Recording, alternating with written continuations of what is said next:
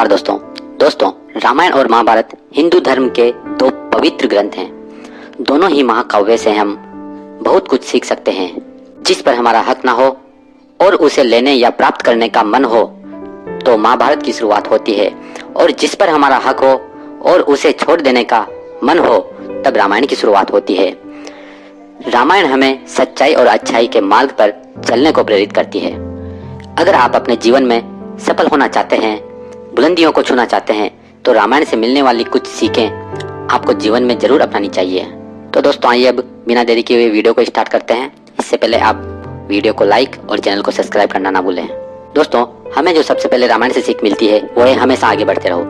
रामायण सिखाती है कि जो कोई भी इंसान अच्छा काम करने चाहेगा उसका रास्ता अवश्य रोका जाएगा।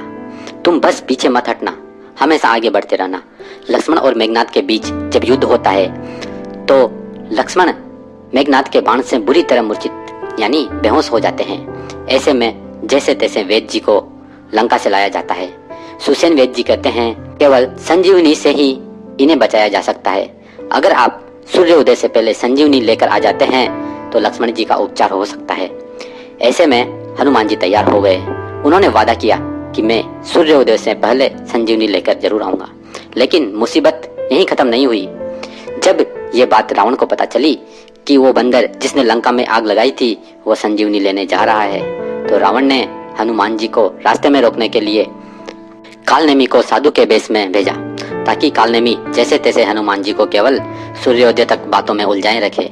लेकिन हनुमान जी ने उस साधु को पहचान लिया कि ये वास्तव में साधु नहीं है, ये साधु के भेष में कालनेमी राक्षस है। तो दोस्तों, इस घटना से हमें सीख मिलती है कि जो भी अच्छा काम करने जाएगा तो उसका रास्ता अवश्य रोका जाएगा। बस पीछे मत हटना, हमेशा आगे बढ़ते रहना। लोगों ने ईसा मसीह को सूली पर चढ़ा दिया, मीराबाई को जहर देने की कोशिश की गई, तो दोस्तों लोग क्या आपको छोड़ेंगे? अगर आप अपने जीवन में सफल होना चाहते हैं तो बहरे बन जाओ, क्योंकि दोस्तों अधिकतर लोग मनोबल गिराने वाले ही मिलेंगे, सपोर्ट करने वाले बहुत ही कम मिलते हैं। दोस्तों, जो दूसरी सीख है वो है चरित्रवान व्यक्ति बने। क्या आप जानते हैं कि रावण की मृत्यु का एक मुख्य कारण क्या था? रावण एक शूरवीर योद्धा था जिसके प्रकोप से देवता भी कांप उठते थे। रावण की सेना भगवान श्री राम से बड़ी थी, लेकिन फिर भी रावण हार गया। आखिर क्यों? दोस्तों, इसका मेन कारण एक ही है, क्योंकि भगवान श्री राम चरित्रवान थे जबकि रावण चरित्रहीन था। जब रावण मूर्छित अवस्था में था तो भगवान राम ने लक्ष्मण को रावण के पास कुछ सीखने के उद्देश्य से भेजा। तो रावण लक्ष्मण से बोला कि तुम्हें क्या सिखाऊं? तो रावण ने कहा कि तुम मेरे एक सवाल का जवाब दो, तो बताओ मेरी हार की सबसे बड़ी वजह क्या है? लक्ष्मण ने कहा मुझे नहीं मालूम। लेकिन इसी बात पर रावण ने कहा कि तुम चरित्रवान हो और मैं चरित्रहीन हूँ।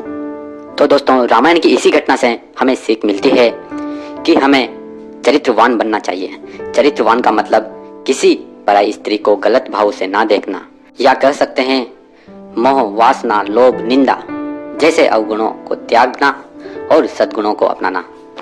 क्योंकि दोस्तों, आपने एक बात और सुनी होगी कि पराई धन और पराई नारी को कभी भी गलत भाव से मत देखो।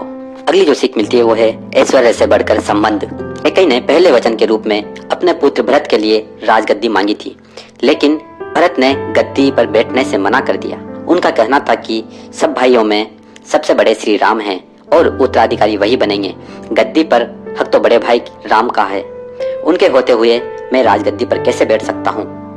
अगर मैं गद्दी पर बैठा तो धरती रसातल में चली जाएगी और धरती धस जाएगी, इसलिए मैं राजगद्दी पर नहीं बैठ सकता।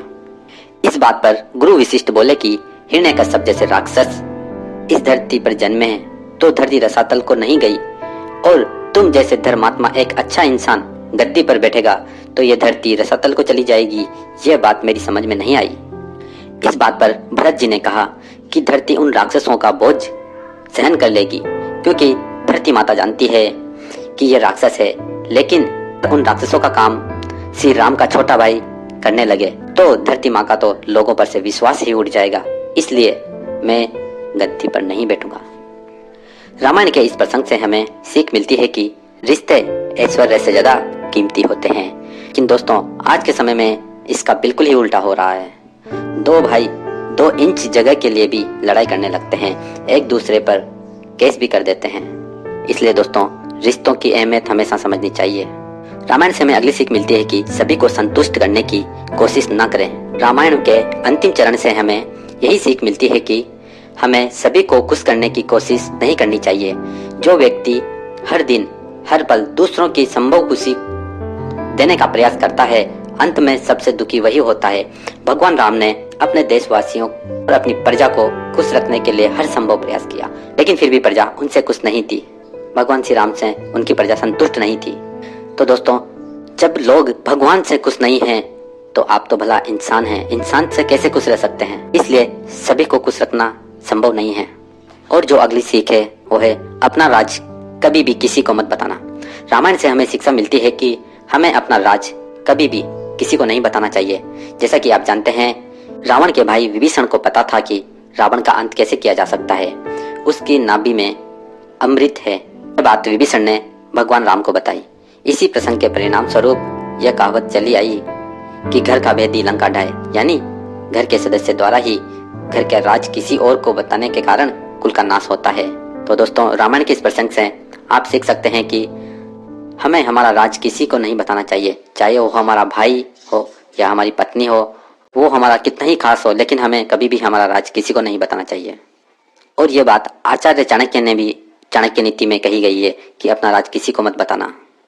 तो दोस्तों, उम्मीद करता हूँ ये वीडियो आपको पसंद आया होगा, और वीडियो को लाइक और चैनल को सब्सक्राइब करना ना भूलें। Thanks for watching.